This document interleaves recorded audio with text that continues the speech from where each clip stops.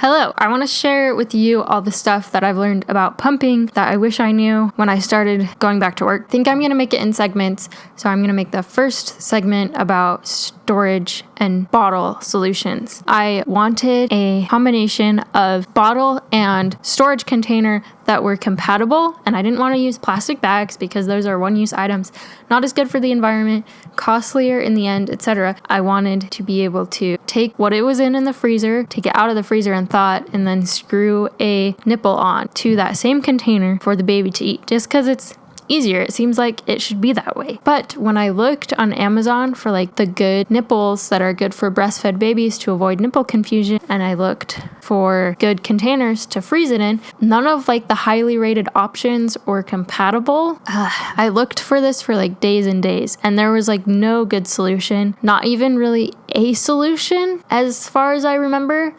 And then finally, I found this website called The Glass Baby Bottle, which I will link, and it has a huge chart of bottle nipple compatibility of brands that aren't the same brand, but that still fit each other. Pretty cool. And the coolest thing that they had on their website was that mason jars fit the Komotomo nipple.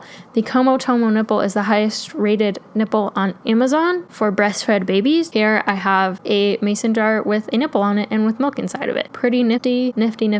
And then mason jars freeze easily. You would just put, the normal mason jar lid on it, and you can also write on them with permanent marker. Originally, I would just write on the top of the lid, but I would find that after I took the lid off and put the nipple on, I didn't have the date anymore. So eventually I started writing the date on the side of the bottle. The marker still washes off pretty easily once it goes through the dishwasher or is hand washed, so that's good. I like that the bottles, you can use them for other things. You could use them as cups, you could use them as little Tupperwares. You can find them in thrift stores. You might find somebody with extra jars that you can borrow. I'm trying to think what else. They're just really cool. They're also cute. I feel like mason jars are really trendy right now. Okay, this is what I need to tell you. A big part of why a huge advantage of these is that they're a lot cheaper than baby bottles, even if you buy them new and you don't get hand-me-down ones. So that's awesome. Part of the reason that they're cheaper is because they don't have ounce markings. I made a chart, which I will show you a picture of. Basically, I took the bottle and I took a teaspoon and I looked up, or a tablespoon, I looked up how many tablespoons to a US fluid ounce. Then I measured with water how many ounces each part of the markings on the jar matched, if that makes sense. Poured the water in and then figured out where it came to in the picture on the jar. And then I marked on my little drawing of the jar where each ounce level was. Now I know that like the top of the K is about 6 ounces, the top of the R is about 5 ounces, etc. So I'll share that, but I would encourage you to make your own chart picture because I've heard that all jars are not created equally. They also make the same jar half as big in the 4 ounce size, so you can use that too. I usually give him like 5 ounces of milk, and so I need the 8 ounce size, but a lot of people give their baby less per feeding, so you might be able to use the 4 ounce size.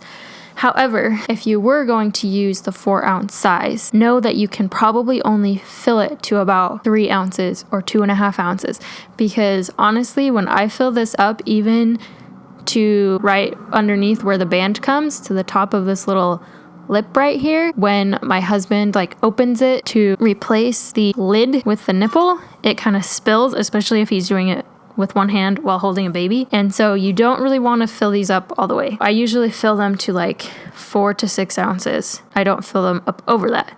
So that's something you should know. Even if you give your baby 4 ounces of feeding, you'll want to use the 8 ounce jars, not the 4 ounce jars. The last thing to tell you that I'm super excited about is that the Komotomo nipple here fits the 3rd generation Haka pump. I'm going to make another video about these. It's just a cool bonus. You don't have to buy the Haka nipple. With that, anyways, I would assume the Haka nipple fits the mason jars. If someone can verify that, that would be cool. I think that's everything for milk storage.